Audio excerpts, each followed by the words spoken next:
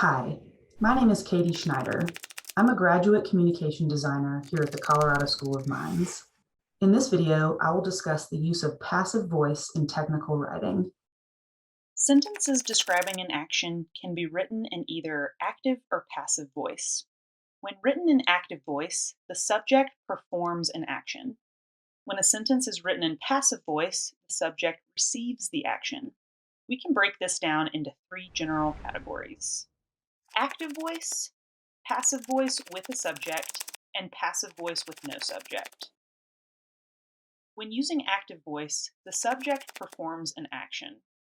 The action word comes after the subject, such as a person or thing. When using passive voice with a subject, the subject receives an action, and the subject comes after the action word.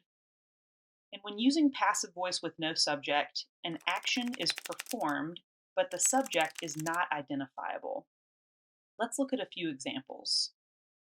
The forest ranger examined the tree bark to identify the tree species. Here, the subject is the forest ranger, and the action is examined. The subject clearly comes before the action word, so this sentence is in active form. Tree bark was examined by the forest ranger to identify the tree species. Here, the action word comes before the subject, so this sentence is in passive form. To identify the tree species, the bark was examined. Here, an action is performed, but the subject performing the action is not identifiable. In most forms of writing, the use of passive voice is generally discouraged because passive voice tends to make sentences wordy, indirect, and vague, whereas active voice makes sentences clear, direct, and concise. In general, passive voice should be minimized in written texts. However, sometimes passive voice is necessary, especially in technical writing.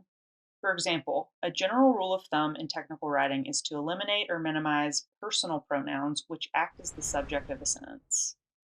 When describing a process, such as in the methods section of a report, the writer can either use passive voice and avoid using personal pronouns. For example, to quantify changes in the stream bed, each creek was surveyed after the flood. Here, no subject is identified, but personal pronouns are excluded. Or a writer can use active voice and personal pronouns. For example, to quantify changes in the stream bed, we surveyed each creek after the flood. Here, the subject, we, is identified at the expense of using personal pronouns. Your instructor or supervisor might have rules about when it is and is not appropriate to use passive voice in your reports.